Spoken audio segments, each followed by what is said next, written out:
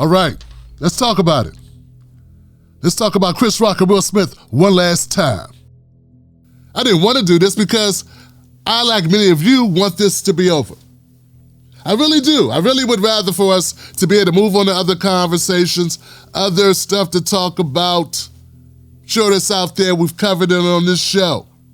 But since there have been so many people that have weighed in on this and said some of the most asinine, stupid, reckless conversations, made the most empty points, I've got to address it. They say, well, why did it take Chris Rock so long to respond? This is the dumbest of the dumbest. You don't get to tell a person how long they should wait to respond to an issue. Some of you are in relationships right now, and there's something you did 6 months ago, a year ago, that hasn't really come to head yet. You haven't really had to have the conversation. You gloss over it, you talked around it, but you haven't really addressed it. Why? Because you're trying to figure out the best way to address it, or if you even want to address it. But the thing about Chris Rock, which takes us to a whole nother level, is that there are morons saying that everything that Chris said on his special, he should have said at the Oscars when Will Smith hit him. The main imbecile that's running around saying this is said in a video by this guy, Charleston White.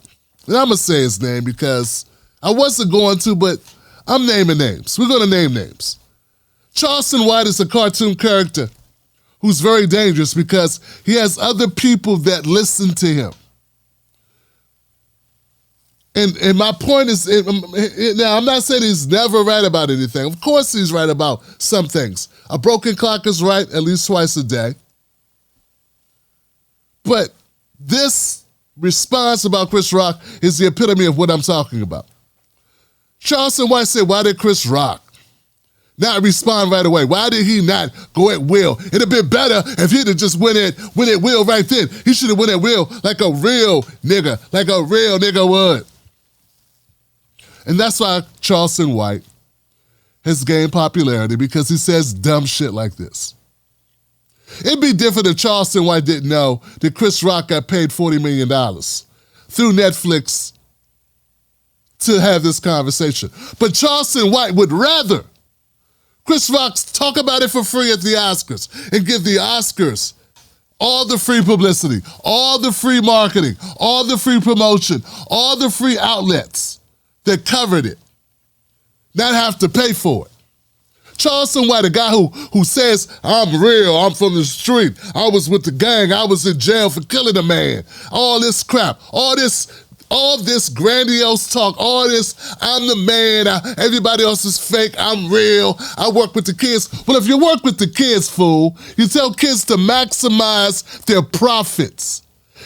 Chris Rock, you know he just got paid a lot of money.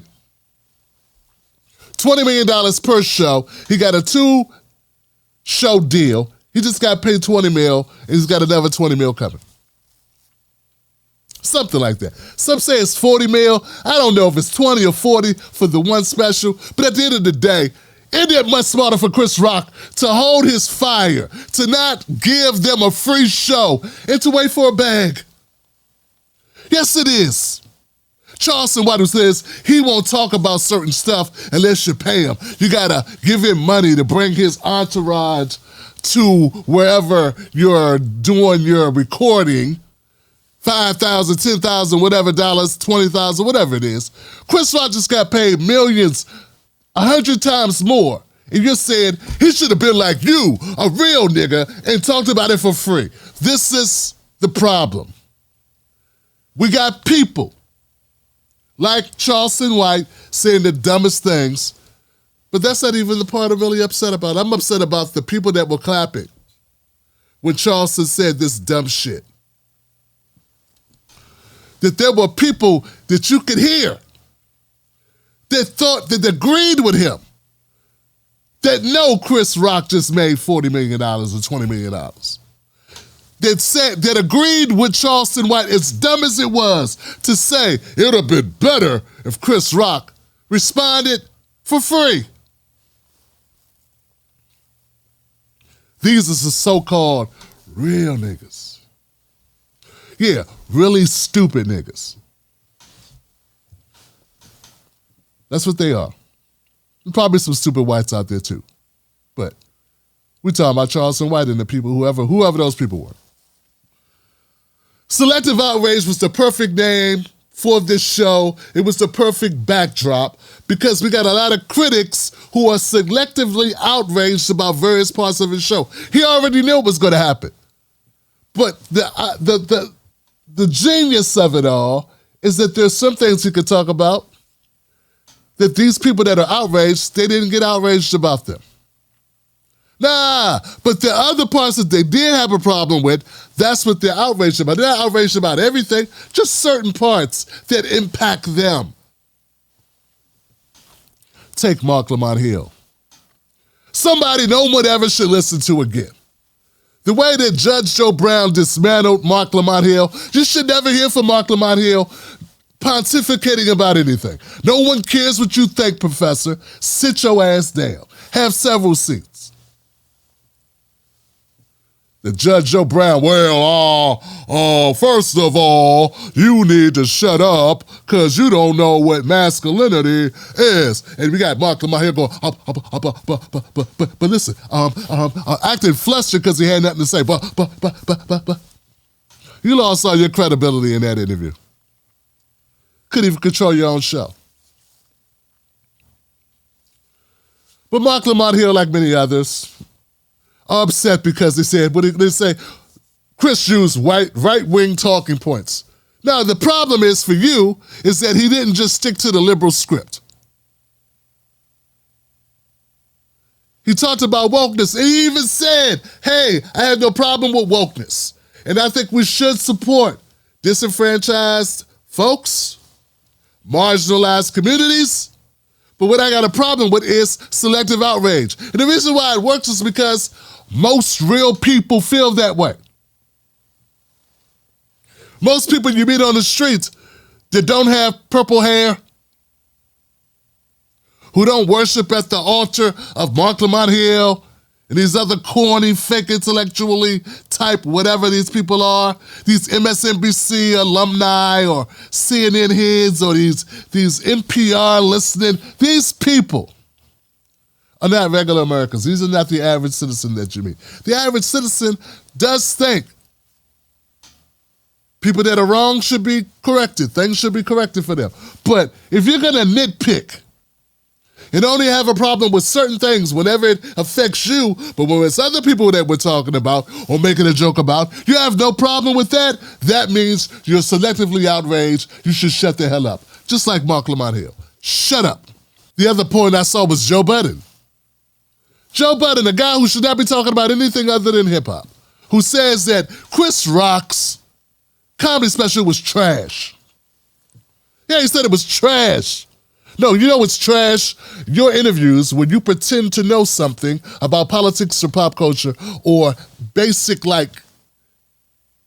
cultural issues. And you're sitting with your legs crossed, sitting on your knees, sitting on your shins in the interview like a little schoolgirl, talking to grown people about things other than your little tiny hip-hop niche. Stay in your hip-hop niche.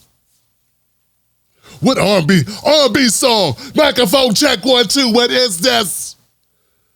Joe Budden needs to mind his business. Okay? Next. This guy was the most annoying. They call him Toure. He said this was Chris Rock's best work. Yeah, it wasn't his best work because he's got 7 specials. You know who else has 7 specials? Not a lot of people, Toure. Not a lot of people. Kevin Hart, Cat Williams, Dave Chappelle. Like 7 people. Well, like 3 people. So yeah, topping oneself is not always easy when you set the bar. And it's nonsense that, Chris Rock's punching down. I like when he doesn't punch down. Everyone's punching down at some point. because you feel like a normal person, a regular person, and if someone pisses you off, you want to be able to address it. You're not thinking, ooh, I'm going to bully someone. No, making a joke is not a punch, it's a joke. It's not a woke, Torre. It's called jokes. I feel like it was beyond the pale. It was so cringy. When Chris Rock said he watched Emancipation to see Will get hit, he sided with the masters, the overseers, whipping Will. No, he sided with the character that Will was playing. Pretend. See, Will's not really a slave. Okay? He was playing a role. And Chris Rock made a joke about a movie that Will Smith played in. It's not the same thing. It's hoping he can go back into time and have a slave master beat Will, and he'd be on the side of the slave master. No, he's saying, I watched the movie, Torre. He watched the fucking movie. You banana head fucker. A movie. And he said he made a joke about a movie that, fuck it. You people, you liberals, kiss my black ass. Seriously, just kiss my black ass. It's ridiculous. You can't even make jokes about movies. What's off limit next? You can't talk about the Avengers? Saying you like the part where Will Smith got his ass whipped in Emancipation is not saying you support slavery. What kind of bullshit is this? These people, they put the white structure, the white power structure, chose Toure, and it chose fucking Mark Lamont Hill, and it chose Dr. Jason Johnson, and it chose Jamel Hill, and it chooses Joy Reid, and it chooses all these easily outraged blacks. But Tory's like these other butthurts. They want to focus on that clip he did with Seinfeld and with Louis C.K. and the other white guy, where he's giving them the permission. First of all, nobody could give anybody permission to do shit. No black person could give any white person permission to use the N-word. He was at work doing an HBO special. That's why those comedians were in that room, and that's why it aired on HBO. He was doing his comedy job. Sort of like when Will Smith played in 6 Degrees of Separation, and he acted like he was in a gay affair or whatever that was. It's called working. It's called a role. Doing one's job. He didn't give anyone permission. He was daring Seinfeld to do something he never does. That was the joke in making Seinfeld, so if Seinfeld would actually do it. A lot of comedians have played with the N-word, played with the word nigger, or nigger, or whatever you want to call it. But you know what? It's a joke. They get very upset, they get butthurt. They say, oh, Will talked about wokeness, and he brought up R. Kelly or Michael Jackson, that's it. Everyone talks about Michael Jackson, man. Everyone talks about Michael Jackson. He's been a punchline of jokes, but so has Elvis Presley. All celebrities are on the board. All celebrities can get it. That's why they're celebrities. Because they are paid lots of money to be the focal point. And sometimes that's going to be jokes. Sometimes it's going to be accolades. Also, you know what? Sometimes women are going to fake when they see you. Sometimes people are going to comp you stuff you don't even want. That's the life of celebrity. They don't need you to defend them, Toure. They don't need you to defend them, Joe Biden. They don't need you to defend them, Mark Lamont Hill. It comes with the territory of being famous. Sometimes it's pluses, and sometimes it's minuses.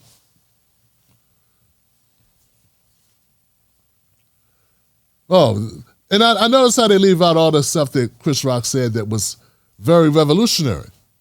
No one's talking about that. No one's talking about how he called out this Tucker Carlson selective, replacement theory nonsense. He called that out. He called out the Capitol riots, January 6th. He called that out. He called out white men for complaining complaining about not winning in America when they're winning the most. He called out thing after thing that you support, but none of you covered it. Why? Because you, like all others, are trying to boost yourselves off of shitting on Chris Rock because it helps your career, because someone sent out a note that said, all you liberal butt kissers, if you want to stay butt kissing at the table and get access, you better line up behind Will Smith. You better shit on Chris Rock. You better, regardless of what he said that was positive. Chris Rock's up there calling out wealth inequality and white privilege and elitism. And you didn't say, good job, Chris, because you have no problems with that. Because half of you are elitists your damn selves. I found it refreshing. Then we got a rich black man saying, you know what, my kids are spoiled. I spoiled them, and I need to unspoil them so they're not spoiled for the rest of the world. Was it a perfect special? There is no perfect. It's art, dumbass. Sort of like that statue of MLK, Martin Luther King Jr. and Coretta Scott King that I didn't like. It's art. It's not always going to be the way you want it to be. Doesn't make it hate speech. Doesn't make it punching down, dumbass. Chris also called out both parties. I said Chris Rock also called out both parties. I thought that was very important. He said both political parties. He said Republicans lie and Democrats leave out important parts of the truth. Perfect. Bam. Success. Major. I loved it. That was worth everything. And I hear you assholes mention it at all. But you mentioned, oh, he said that he said something really mean. He said something really mean about insert celebrity's name. The man just used his platform to call out both sides of the political aisle. You got a problem with it because he didn't just call out Republicans.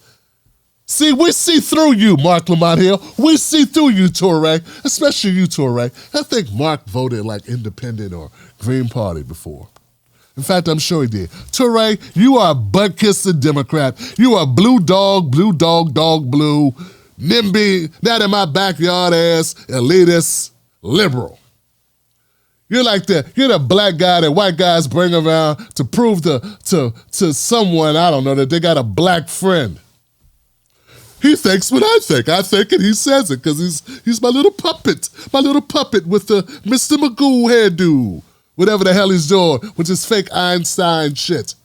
You are goofy and weirdo. And my last part I gotta bring up is the part that people are most talking about, which is the closer.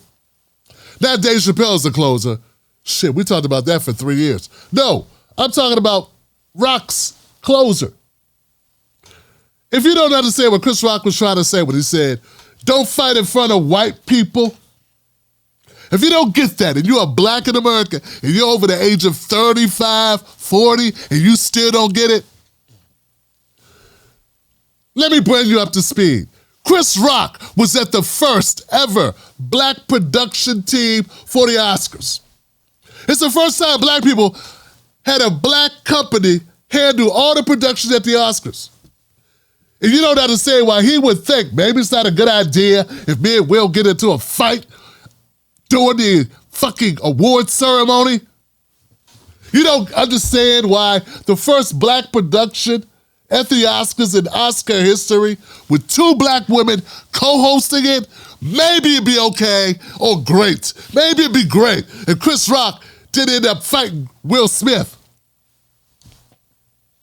Maybe that would be a horrible representation that would never go away. It's already never going to go away. This trope of black people being so violent.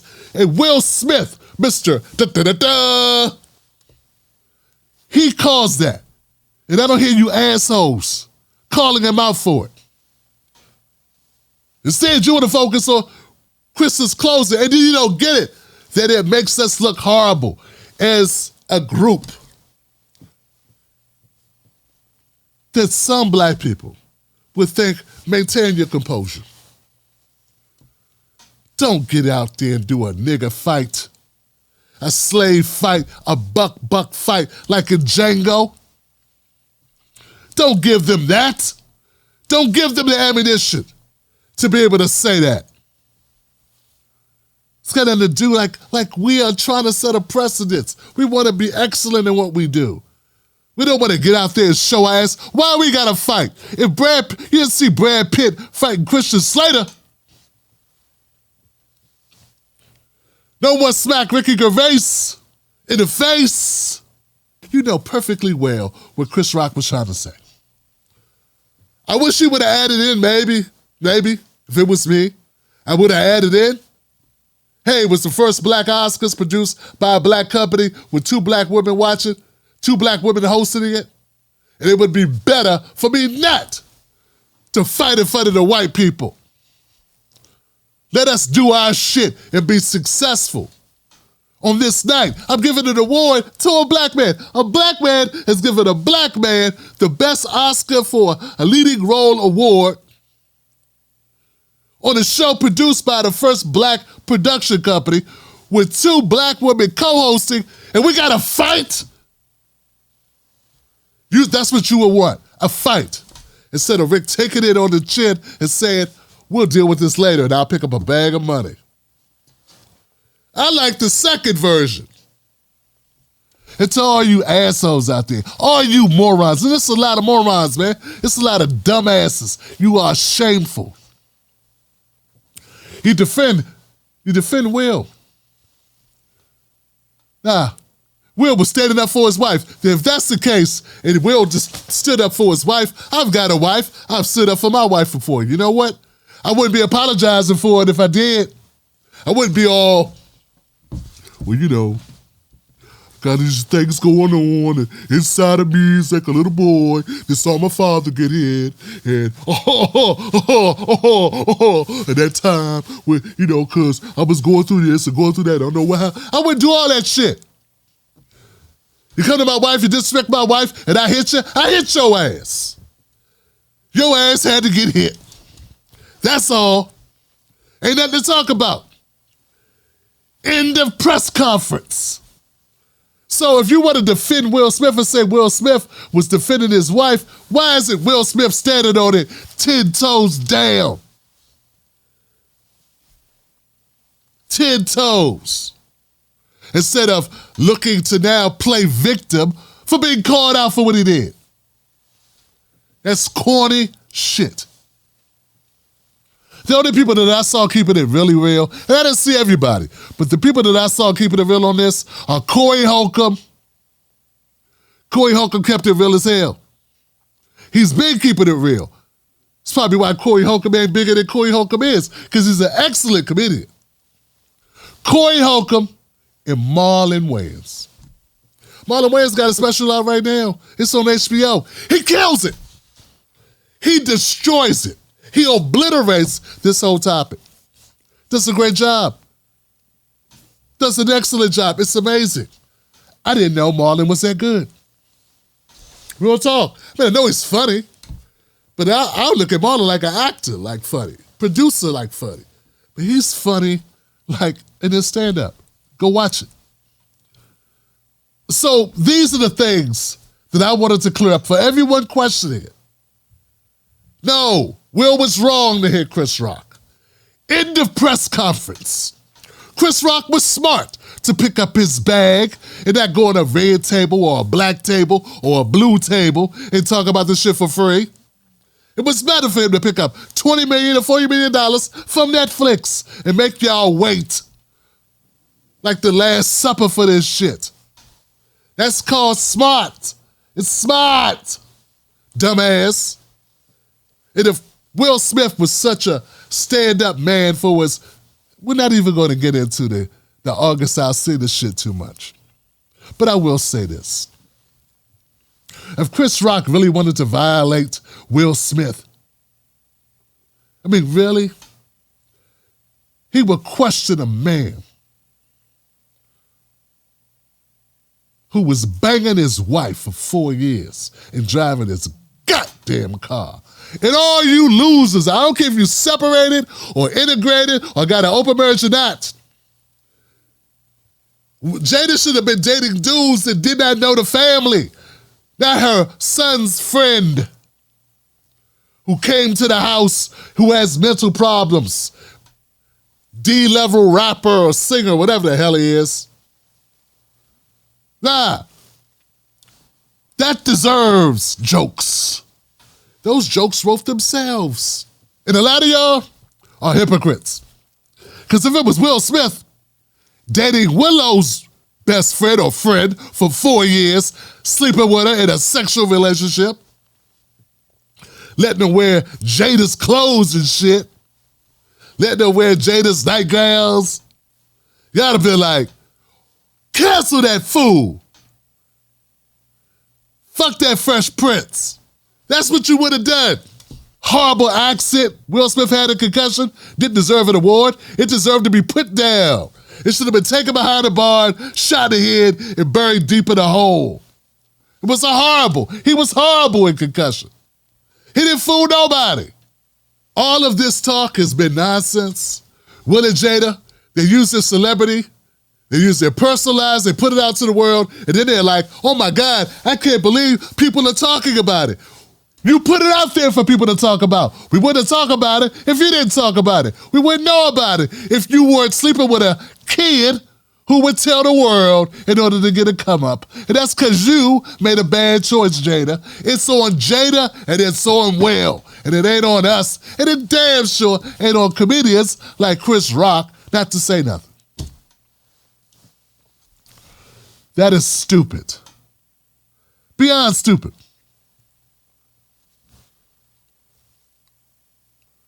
If the Smiths had half the class of the Kardashians, at least when you stage shit or do shit to get publicity, the least you could do was not complain and cry like you a damn victim. Yeah, Kim Kardashian and Ray J staged that whole thing with the sex tape, but they don't come back and they complain to the media about why y'all keep talking about it, why you keep talking about it. No, they put it out there for it to be talked about. And for the record, calling out Jada or calling out Will Smith for Jada's whatever that was with August Alsina is not sex shaming. Shaming would be asking Will, did you sleep with August too?